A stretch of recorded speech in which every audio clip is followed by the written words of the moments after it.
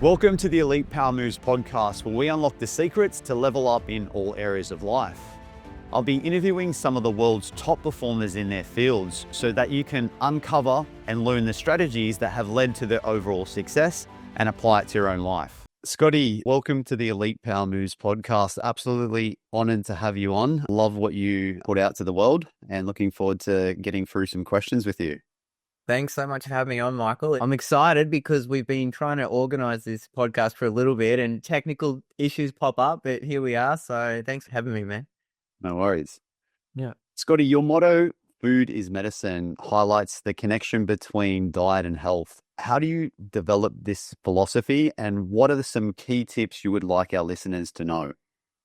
Yeah, food is like medicine. That was I sort of got that from Hippocrates, known as the father of medicine, 2,000 years ago. And because I went through some pretty wild health issues in my 20s, and it ended up being like just this cascade of problem after problem with autoimmune issues, gut problems, skin issues, mental health struggles, all these sorts of things where it sort of snuck up on me out of the blue. Like I had gut issues for quite a while, but yeah, sort of like overnight, I developed all these like food intolerances and yeah, just brain fog. As I said, like my joints weren't operating properly. Like it was sort of every avenue I could really think of was affected. And so I went down all your traditional routes, like doctor to doctor, specialist to specialist. I was on medications. Then I went the naturopath route on supplements and all this sort of stuff. And I kind of just kept getting worse and worse.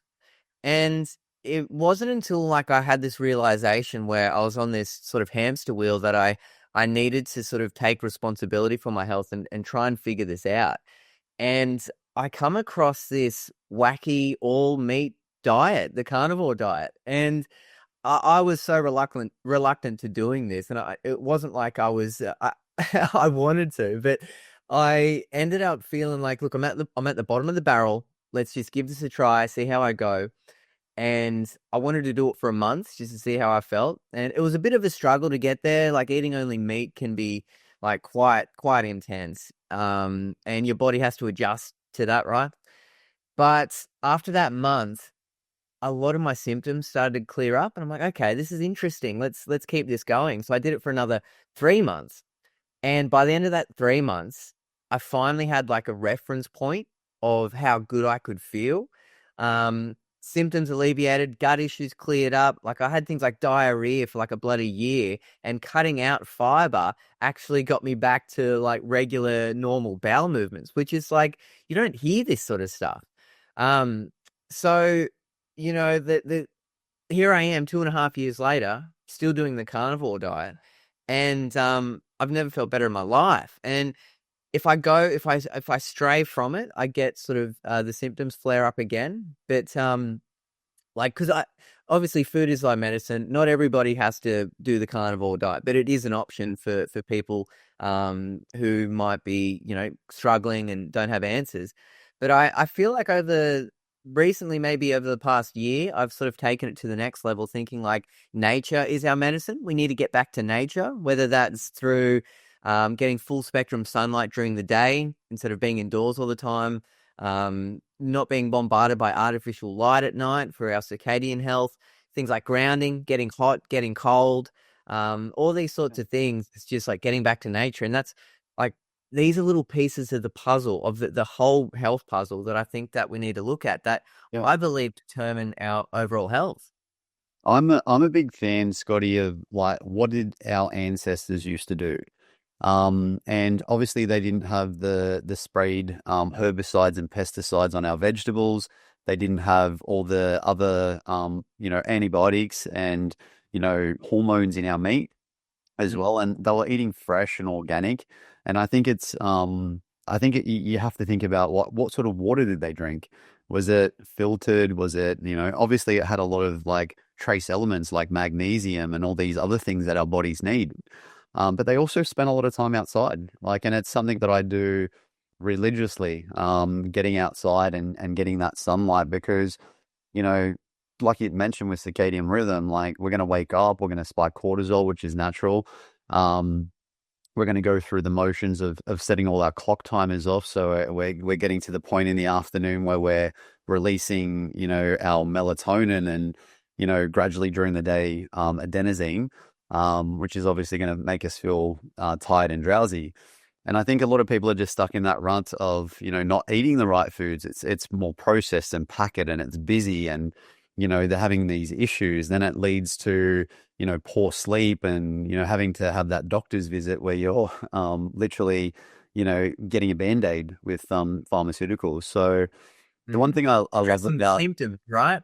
yeah, and that's just addressing the symptoms. And I think, like you said, food is medicine for a reason. And even it's even proven with Okinawa, Japan, like their motto is food is medicine. And they've proven it for pretty much being the longest living humans. Yeah, that's right. They're big consumers of meat as well, which Mm. is very interesting. But and as you were speaking then just about circadian health and getting sunlight, it's so interesting that we're bombarded by artificial blue light, whether that's our phone screens or laptops or television, overhead lighting and all this sorts of stuff. A lot at night, but even during the day in our offices, going to the gym, it's just isolated blue light. And the interesting thing is, uh, that hijacks your dopamine system and it sort of destroys your dopamine system. And if that isn't sort of functioning as it should be, that's when we start to crave other things like hyperpalatable foods. We, can crave drugs and alcohol because we're looking for that dopamine hit because it's been destroyed by this artificial blue light, but we don't get told about this. So the sun even regulates things like that, and that's why you feel so good when you're outside in the sun. Like we've been built to be basically addicted to the sun because that it's how we've evolved. It's definitely like it's the vitamin D for us. It's one of the things that recharges us. Like as humans, we're all energy. And like, walking around on the beach with your shoes off and getting some sunlight, like most people experience that on holidays and that bliss feeling of feeling like they're on holidays, but it's actually just the feeling that they can have every day. Um, Mhm. you know, Scotty, as a health journalist, what are some common misconceptions about nutrition and fitness you aim to clarify for our listeners? Well, like for those aren't familiar with my content, I pretty much go to supermarkets and I basically talk shit about their products and what they stock and what they I guess consider and feed us as normal, right? But like I also make content surrounding like the history of how we got here, whether that's through like the corruption of our healthcare system, the nutritional guidelines, all that sort of stuff. Um, so yeah, like the biggest misconceptions about nutrition, I believe, is we're living in a world where what we've been told is normal. These foods didn't even exist 100 years ago. So you go to the health food aisle in your grocery store, right? And there's just packets of whatever you got, kale chips or protein bars or violet crumble protein shakes and all this sort of stuff. And just any item, go to the health food store, go to the health aisle, pick up the back and look at the ingredients, and you'll see it's as long as your arm. And so all this marketing is telling us how it's healthy, but you flip it around and have a look, it's filled with preservatives, emulsifiers, seed oils, all sorts of things that aren't evolutionary consistent with the way that we've been living or the food that we put into our body.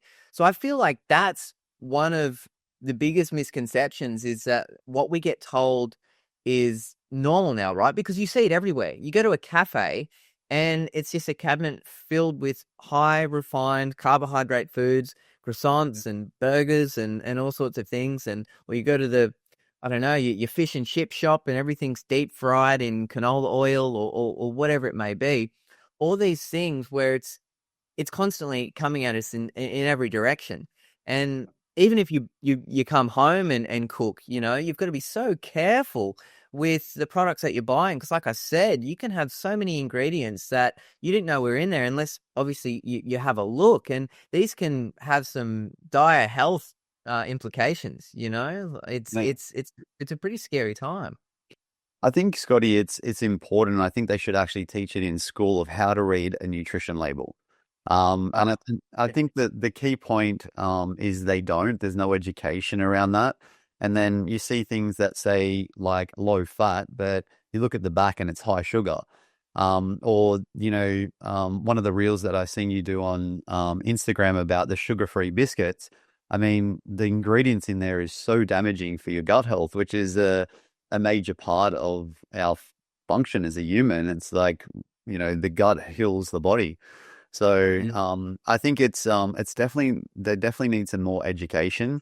And I yeah. love that you're just pulling all these companies up and really educating everyone around it.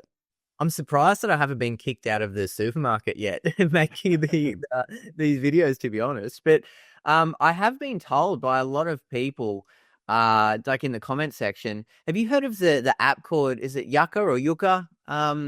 It's this app where you scan the barcode basically, and it pulls up like pretty much whether it's good or it's bad, and it can go into certain things like even supplements and that.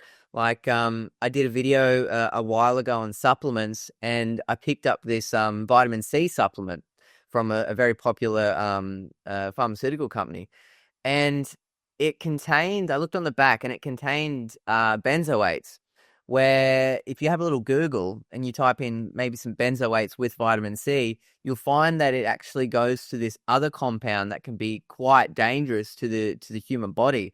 And here they are like pumping these products out. So you think you're going to get a vitamin C supplement that's good for you, but these additives that they put in there to make it, I don't know, shelf stable or whatever it may be, um, makes it worse for us when all we're trying to do is look after our health, help our health.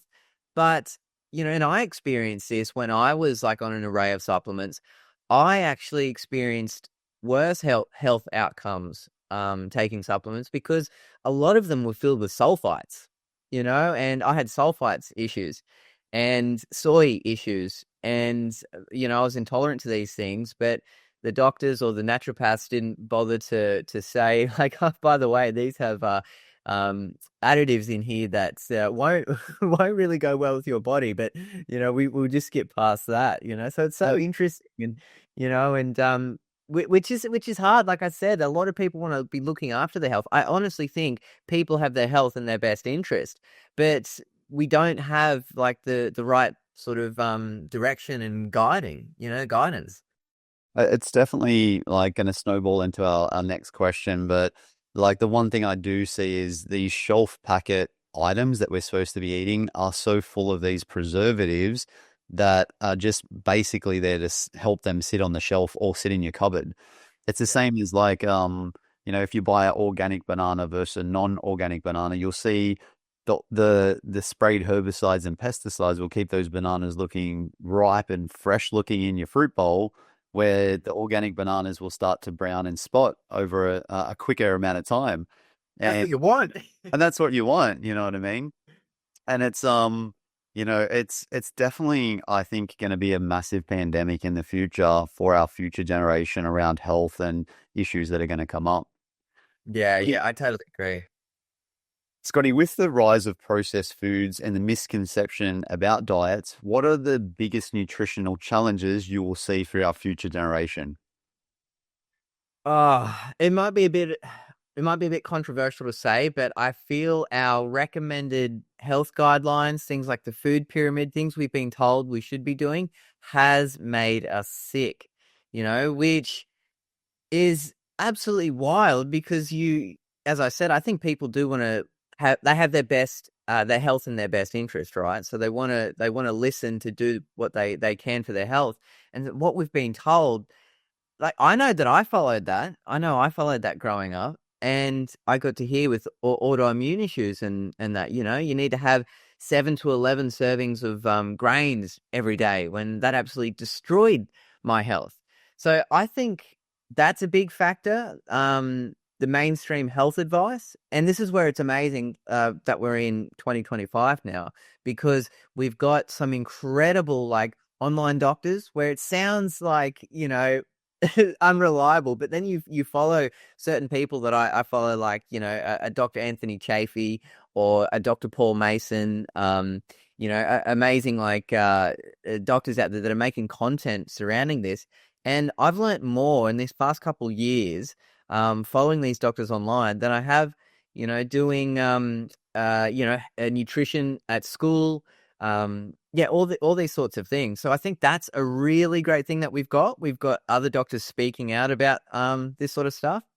But another thing I realized, because I was caught in it, was handing the keys to my health over to health practitioners and my like family GP, and being like, okay, you look after my health and I won't know anything about that. And I think that's something we need to get away from. I think we need to take responsibility for our health. I think we need to educate ourselves. And sure, like, you don't need a science degree or a nutrition degree. You don't need to be a dietitian to do this sort of stuff, but to learn the fundamentals and the basics of nutrition, how to read labels of like you were saying, nutritional labels at the supermarket, all these sorts of things. I think it is quite simple when you make it like, well, this is just going to be something I do now, and you learn Yeah. so much when you treat it like that. Yeah. I think it's a really good point that you said there because I believe that there's also a generational health part, and I'm a big advocate of like making sure that I'm educating my kids. I feel like it's my role to be able to educate my kids around this sort of stuff. But a lot of people have the concept of organic. I'm not a hippie. I'm not going to eat organic.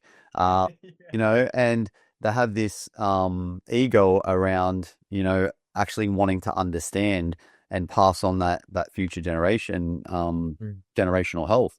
And I feel like it's either going to go two ways because we're going to have this generation of mindfulness or mindlessness with AI and all the technologies that are coming out. And hopefully in the next 10 or 20 years, they're looking back and doing, or 30 years or 50 years, they're looking back and going, I can't believe society actually used to use pharmaceutical drugs to treat this when we can do this naturally through, like what you said, food is medicine.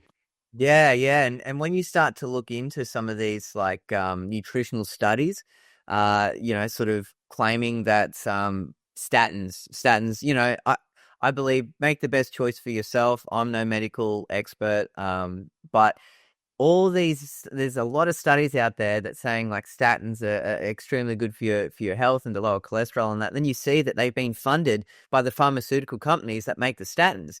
And Yep. we see many of these examples everywhere, and Yep. it's a lot of the big food companies are actually in bed with the pharmaceutical companies, and so like they're paying each other under the table, and that's when we get corrupt nutritional guidelines that end up making us sick. That's when we're relying on pharmaceuticals. Or some of the food companies are actually owned by the pharmaceutical companies as well, Yes. which is, Yeah.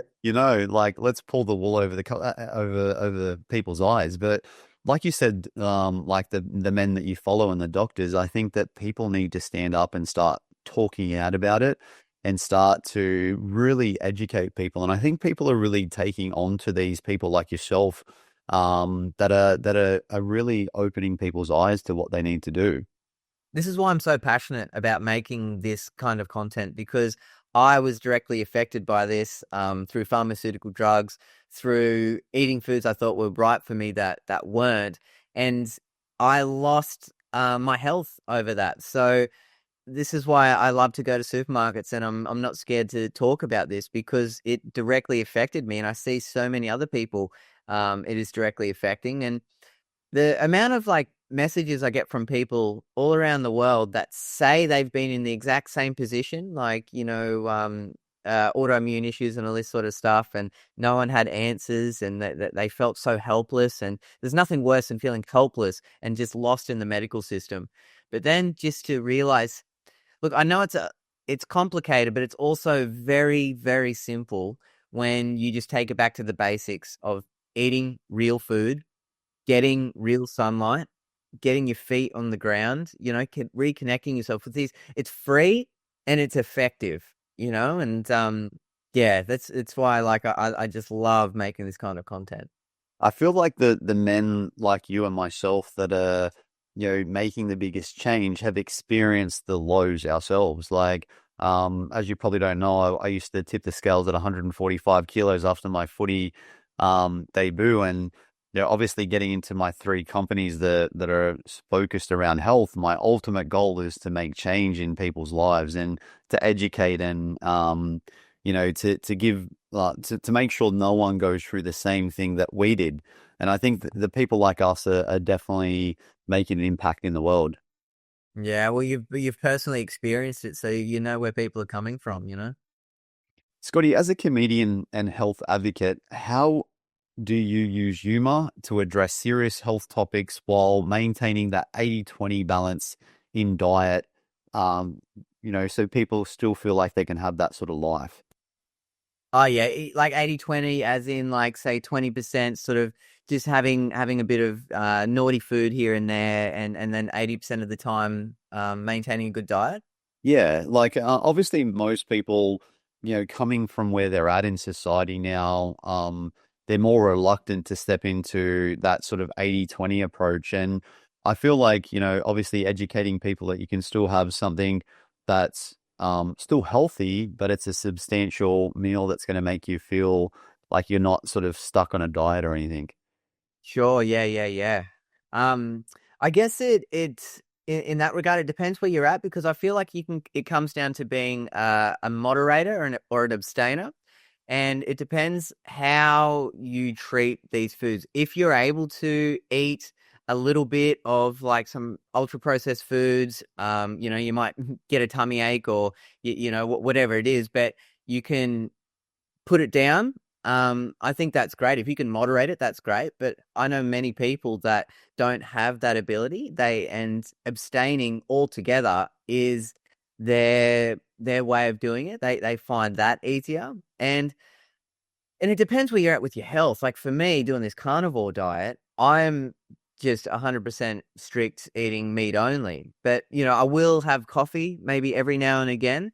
But I know that even can cause some problems with me. And so for someone like in my position, where I'm now realizing there's a lot of people who are, um, they can't really stray from the diet, because some of these people are experiencing like some quite severe autoimmune issues, whether that's rheumatoid arthritis, Crohn's, whatever it may be, where it's almost like you have something that could be deemed as naughty. That could be a cascade of problems, and it's whether it's worth it. But for people that are healthy, and like I've got a mate that does the carnivore diet that I got onto, but he also loves every 2 days out of the week just to go ham on Hungry Jacks and Macca's and that kind of thing. And he feels like crap after it, but he feels like he deserves that after doing like 5 days of like, say, strict carnivore. And as I said, if you can do that, that's fantastic. Um, you really have to find what works for you. But I think figuring out whether you can moderate or figuring out whether you need to abstain, I think is a very important question.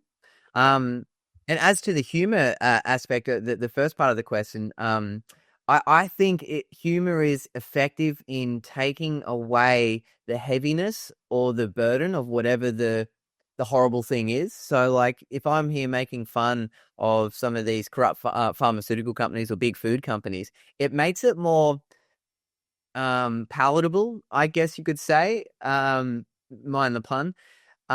Because it takes away, like, honestly, we've chronic disease is the highest it's ever been. Prevalence of chronic disease is through the roof across the board. Whether it's diabetes, cardiovascular disease, stroke, neurocognitive disorders, whatever it is, it has only gone up because of the way we're living our life. So if you can, as a comedian, I think it is important to figure out how to make fun of that, but also inform people of that and bring those two worlds together, which I think is quite an effective way to communicate. Like on that, I think that food, and I don't like the word diet or using the word diet because I think that this is what we should be eating.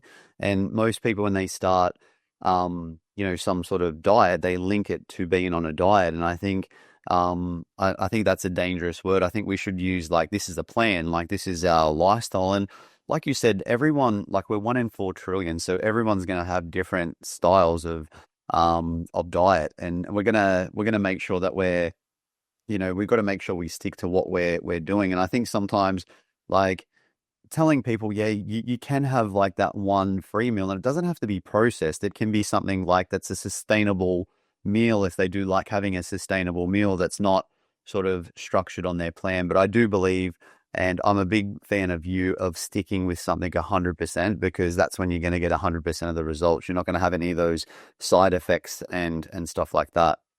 Yeah, yeah, and like if you can cultivate that discipline, because honestly, I was trying to do like the health thing. I was quite heavily plant based. I was taking supplements and all that sort of stuff. But I would also like have my brownies, or I would have ice cream, or whatever it is, some gnarly carbohydrates that I know wasn't good for me.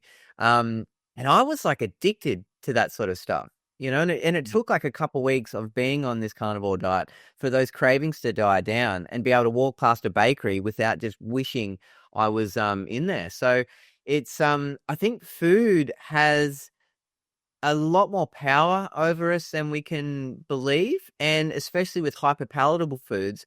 Now, I've made a video about this in the past, how back in the day, tobacco companies bought up all the big food companies at that time.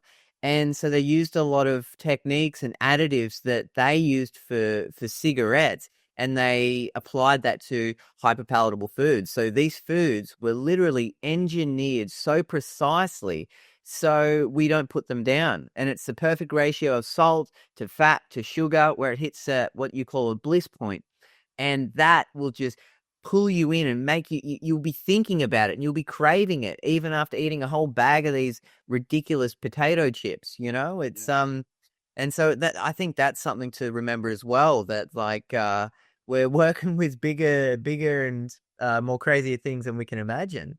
Yeah, and it's one of my concepts that I've found after being in the health space for 25 years is the majority of people that want to start to implement a healthy, food plan would usually be skipping meals a lot because they're busy and they're grabbing the processed foods on the run, and they're in this rut. And usually they're getting to the evening and they're grabbing the processed sugary chips or sweets, and they're spiking insulin at the wrong time, which is affecting sleep, and this is pushing them into the risk of insulin resistance and thyroid issues, and they're in this vicious rut, which is hard to break. And most people that will come into eating healthy go through that, like you said, go through those withdrawals. And that's when you've got to be educated about, like, you need to take some chromium, magnesium.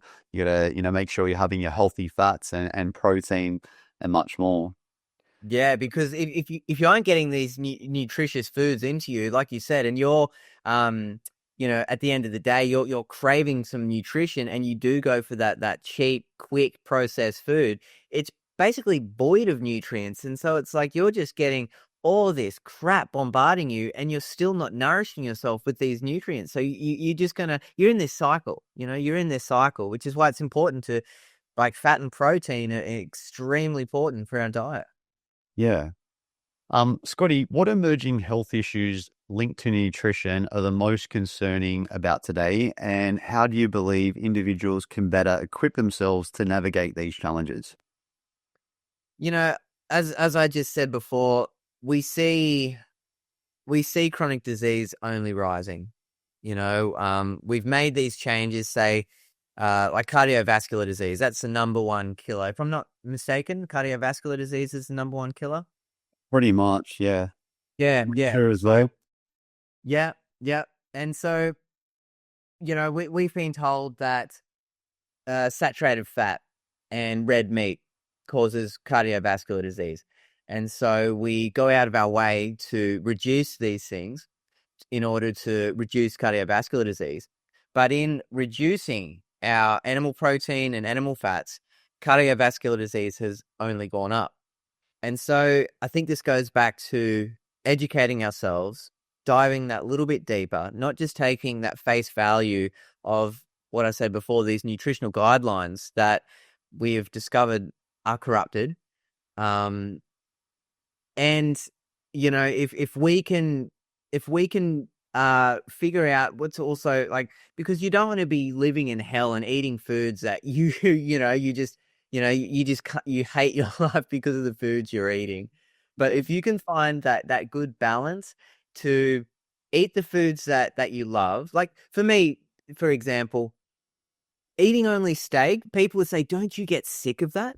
And I'm like, not at all, because that is what my body craves. Once I got my hunger signals back in place, once I got my nutrition sorted, and I found what healthy actually was, I crave that fat. I crave that protein because I know that's what my body needs. But I had to experiment with that to get there. From somebody that didn't eat red meat to now that's all I eat, it was a big jump. It was very confronting. But I think we need to realize sometimes what we think is normal and what we've been told might not necessarily be the path. It might not be the way that we should be going, and our health will be the one to tell us that, and hence you see chronic disease at an all-time high. Yeah.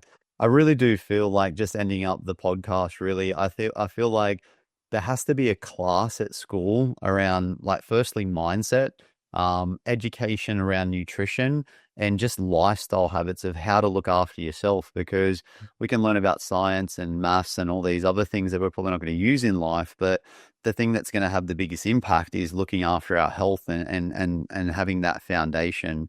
So, but Scotty, mate, I wanted to say thank you so much for coming on the podcast today. Absolutely love your content and what you're putting out there, and I'm looking forward to seeing the impact that you make in the future. Thank you very much, brother. It's been a pleasure chatting about this, and I think it's extremely important to get these conversations happening and get this information out there just so people can reclaim their health and be the best them so they can thrive, because health at the end of the day is all we really have.